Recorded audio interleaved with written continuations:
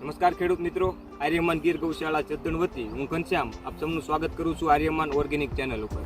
હવે આજે આપણે આવ્યા છીએ મૂળી તાલુકાના વિપિનભાઈના ખેતરે. તેણે આપણું આર્યમાનનું ગોલ્ડન દાણાદાર ખાતર વાપર્યું છે ને ભાઈને પૂછવી કે ભાઈને કેવું રિઝલ્ટ લાગ્યું છે. વિપિનભાઈ, કેવું તમને રિઝલ્ટ લાગ્યું છે? રિઝલ્ટ તો સારું લાગ્યું છે. એટલે કેવું 100% મળ્યું તમને? 100% મળ્યું. ગયા વર્ષે તમે કયું વાપરતા હતા? ગયા વર્ષે તો કંઈક બીજું હતું, એ મને ના ખબર. હા, ટૂંકમાં રાસાયણિક ખાતર હતું. હા, એવું હતું. આમાં રિઝલ્ટ અમને 100% મળ્યું. બરોબર છે. એટલે પાયામાં વાપર્યું હતું? પાયામાં ગયા વર્ષે વાપર્યું હતું, ગયા વર્ષે ડીએપી હતું, આ વર્ષે આર્યમાન. હા. હવે એકવાર તો તમે પાયામાં વાપર્યું, હવે બીજી વારે પાછું આનું આજ વાપરવાનું. હા, ના આનું રિઝલ્ટ સારું મળે પછી આના વાપરે.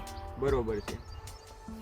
ને બીજા ખેડૂતોને તમારી શું ભલામણ છે કે આ ડીએપી ની જગ્યાએ વાપરવું જોઈએ ખેડૂતોને? હા, ખાતર વાપરવું જોઈએ બધા ખેડૂત. રિઝલ્ટ સારું મળે ઉગણીથી પાકવા.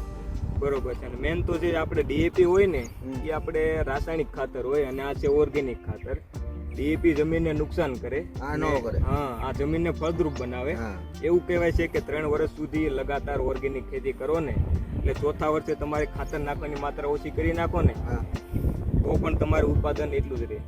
મિત્રો, આ ખેતરની આ બાજુમાં તમે જોઈ શકો, વિપિનભાઈએ વાવ્યું છે ડીએપી ખાતર અને આ બાજુ વાવ્યું છે આપણે આર્યમાનનું ગોલ્ડન દાણદાર ખાતર.